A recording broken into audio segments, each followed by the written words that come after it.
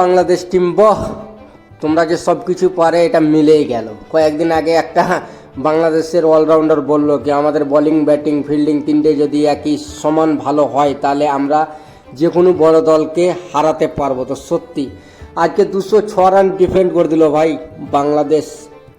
আজকে পুরো বাংলাদেশ খুশি, বাংলাদেশের দর্শক খেলা দেখে এনজয় করেছে আর অস্ট্রেলিয়াকে 1-0 সিরিজ এগিয়ে থাকলো। তো সব মিলিয়ে চলো বন্ধুরা আমরা জেনে নেব, পুরো হাইলাইটটা দেখবো কে কত রান করলো আর অস্ট্রেলিয়ার 3টা হারের কারণ বলবো। তো চলো বন্ধুরা, আর চ্যানেলটাকে ফলো করো, লাইক করো আর সাবস্ক্রাইব করো। তো বন্ধুরা, রিশাদ হোসেন যে ভালো মনে বলার এটা সবাই জানে, কিন্তু অস্ট্রেলিয়ার টিম কল্পনাও করতে পারেনি কি রিশাদ হোসেন একাই পুরো ম্যাচটাকে অস্ট্রেলিয়াতে ঝোলা থেকে কেড়ে নিয়ে বাংলাদেশকে জিতিয়ে দেবে। কেননা অস্ট্রেলিয়ার টিম ভালো একটা পার্টনারশিপ করেছিল, তারপরে রিশাদ হোসেন এসে ওই পার্টনারশিপটাকে ভাঙলো, তারপরে আর উঠতেই দিল না অস্ট্রেলিয়ার টিমকে।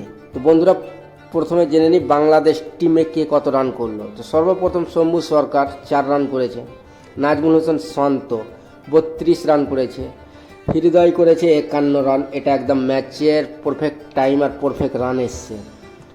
মহিদুল ইসলাম করেছে 46, এরও ম্যাচে অনেকটা অবদান রয়েছে। মেহেদি মিরাজ করেছে 17, নুরুল হাসান করেছে 9, রিশাদ হোসেন ব্যাটও কিন্তু 13 বলে 26 রান করেছে। তো সব মিলিয়ে রিশাদ হোসেনকে পুরো ক্রেডিট দিয়ে দাও ভাই।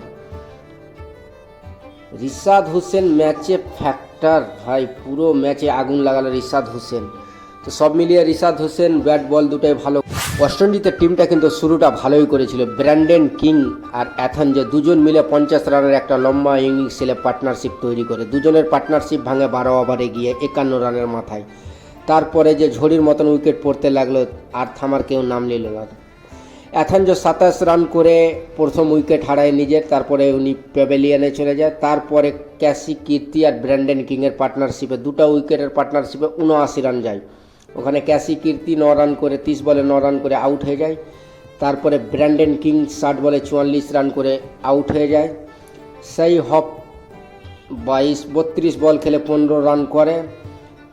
স্টেফেন রাদারফোর্ড 3 বল খেলে 0। রুস্তম চাচ 10 বলে 6 রান। গোটেশ মোদি 14 বলে 3 রান। জাস্টিন গ্রেভস ইনি খেলেছে 12 রান। তো টোটাল মিলিয়ে 133 রান করতে পেরেছে অস্ট্রেলিয়ার টিম 39 ওভার খেলে, আর 133 রানে অল আউট হয়ে যে বাংলাদেশ 74 রানে জিতে নেয়। সব মিলিয়ে বাংলাদেশ একটাতে এই সিরিজে একটা ম্যাচ জিতে এগিয়ে থাকলো। তো বন্ধুরা বাংলাদেশ টিম মিরপুর স্টেডিয়ামে, এটা সবাই জানে কি লো স্কোরিং গ্রাউন্ড, আর ওখানে খুব একটা বড় রান হয় না। এর আগেও কিন্তু বড় বড় টিমকে বাংলাদেশ ওখানে হারালছে। তো কিছু কিছু লোক আগে থেকেই এরকম মন্তব্য করছিল কি বাংলাদেশ টিম এইখানে 207 রান করেও লড়াই করবে এবং ম্যাচ জিতার চান্সেস আছে। সব মিলিয়ে রিশাদ হোসেন যা দেখালো ভাই, দেখার মতো ছিল। আজ বাংলাদেশের হারা ম্যাচ রিশাদ হোসেনে একলাই জিতিয়ে দিল। অস্ট্রেলিয়ার মুখের গোড়া থেকে ম্যাচ টেনে নিয়ে এসে রিশাদ হোসেন বাংলাদেশের ঝুলিতে ভরে দিল। তো বন্ধুরা এতটুকুই, ভালো থাকো, সুস্থ থাকো আর চ্যানেলটাকে সাবস্ক্রাইব করো। তোমরা সাবস্ক্রাইব করছো না, আর ফেসবুকে থাকলে লাইক করো বন্ধুরা, আর ফলোটা করো। তো বন্ধুরা আমার লাইকের বেশি নেই, 10টা লাইক হলে খুব বেশি হয়ে গেল আমার কাছে, আর ফলোটা একদম করবেই। তো বন্ধুরা সিরিজে এগিয়ে থাকলো রিশাদ হোসেনের টিম বাংলাদেশ 74 রানে জিতে। অস্ট্রেলিয়ার কাছে 74 রানে জিতে Rishad Hossain man of the match হয়েছে বন্ধুরা, ম্যান অফ দ্য ম্যাচ। তো আজকে খুশি করো।